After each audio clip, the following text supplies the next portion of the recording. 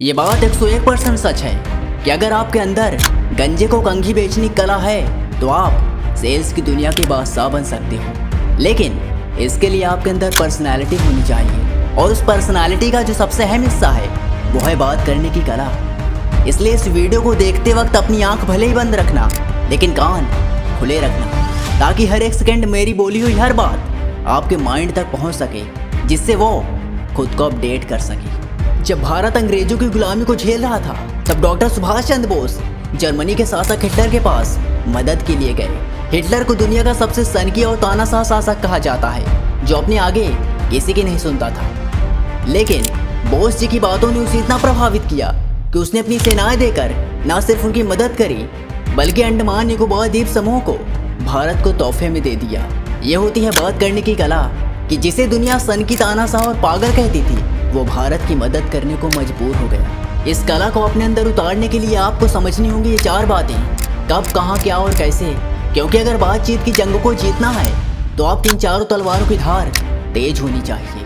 कब, आपको कब बोलना है और कब चुप रहना है, इस बात को एक छोटी सी कहानी समझते हैं। एक बार एक हॉल में किसी प्रोफेसर की घड़ी खो जाती है। सभी छात्र परेशान होकर बोलते हुए ढूंढ रहे थे कि घड़ी कहाँ गई, लेकिन उनके बीच एक छोटा सा बच्चा जिसने दिमाग लगाया और प्रोफेसर से कह के सभी छात्रों को हॉल से बाहर करवा दिया। और अब हॉल में शांत वातावरण के कारण घड़ी की टिक टिक की आवाज़ सुनाई देने लगी, और कुछ देर बाद घड़ी मिल गई। उन सभी छात्रों को बोलना तो आता था, लेकिन वो इस बात को समझ नहीं पाए कि हॉल में चुप रहना ज़रूरी है। इस कहानी से हमें ये सीख मिलती है कि कहाँ बोलना और कहाँ चुप रहना है, हमें इस बात को समझना आना चाहिए। नंबर 2, कहाँ, आपको कहाँ पर बोलना चाहिए। इस बात को एक एग्जाम्पल से समझते हैं। मान लीजिए 2 कंपनियों ने एक कंपटीशन ऑर्गेनाइज किया, जिसमें पहला है बेस्ट क्रिकेटर का और दूसरा बेस्ट सेफ का, और जाने वाले 2 लोग हैं, राजीव भाटिया और सचिन तेंदुलकर। अब आप बताइए, क्या राजीव भाटिया क्रिकेट कंपटीशन में जाएंगे और सचिन तेंदुलकर सेफ कंपटीशन में? नहीं, क्योंकि हम सभी जानते हैं कि ये दोनों हस्तियाँ अपनी अपनी फील्ड के दिग्गज हैं। इस एग्जाम्पल से समझने वाली बात यह है कि हमें ये पता होना चाहिए कि कहाँ पर बोलना है, क्योंकि अधिकतर लोग यही गलती करते हैं। उनको ये लगता है कि चुप रहना बेवकूफ़ियत है और जबरदस्ती उस टॉपिक के बारे में बोलने लगते हैं जिसके बारे में उन्हें कुछ नहीं पता होता। उनकी इसी आदत की वजह से कई बार उनकी इंसल्ट भी हो जाती है। बात करने की कला का मतलब सिर्फ यही नहीं कि आपको बोलते रहना है, सामने वाले की बातों को सुनना भी है। उसके बाद ज़रूरत पड़ने पर बोलना है, और उतना ही बोलना है जितना आप उस चीज़ के बारे में जानते हो, क्योंकि इससे सामने वाला भी आपकी हर बात की वैल्यू करता है। बात करने की कला में हमने अभी सिर्फ 2 चीज़ें जानी, कब बोलना है और कहाँ बोलना है, क्या और कैसे, ये जानना बाकी है। नंबर 3, क्या, आज राहुल गांधी अपनी सरकार क्यों नहीं बना पा रहे? क्योंकि उनके अंदर बात करने की कला तो है, लेकिन वो उस चीज़ को समझ नहीं पाते कि क्या बोलना है, जिस वजह से सिर्फ लोग ही नहीं, उनके नेता भी उस पार्टी को छोड़ देते हैं। वहीं दूसरी ओर हमारे देश के प्रधानमंत्री श्री नरेंद्र मोदी जी जब भाषण देते हैं तो लोगों को उन पर भरोसा होता है, उनके अंदर एक विश्वास दिखाई देता है। मैं यहाँ पर पॉलिटिक्स की बात नहीं कर रहा, हम यहाँ पर एक इंसान की ओवरऑल पर्सनैलिटी की बात कर रहे हैं, जिससे ये पता चलता है कि बात करते वक्त आपको ऐसे बोलना है जिससे सामने वाला खुद को रिलेट कर सके।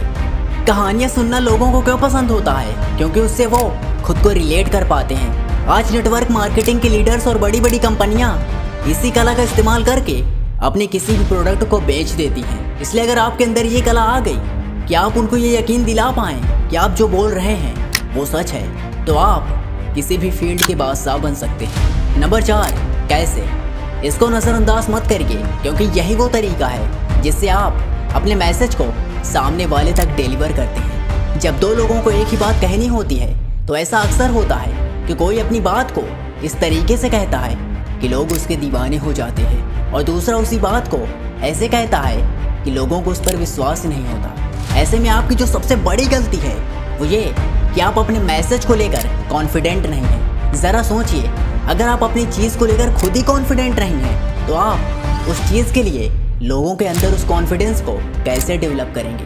इसलिए ज़रूरी है कि आप अपने मैसेज को कॉन्फिडेंस के साथ सामने वाले तक डिलीवर करें। अगर आपको अपने मैसेज को लेकर थोड़ा डाउट है तो आप ऐसे कह सकते हैं, मुझे लगता है ये एक्सरसाइज आपका वेट लॉस कर सकती है। या आप ऐसे कह सकते हैं कि साइंटिफिकली प्रूवन है, अगर आप 1 महीना कंसिस्टेंसी के साथ इस एक्सरसाइज को करते हैं तो आपका वेट लॉस होने लगता है, या ऐसे बहुत से तरीके हैं जिससे आप अपनी बात को सामने वाले तक पहुंचा सकते हैं।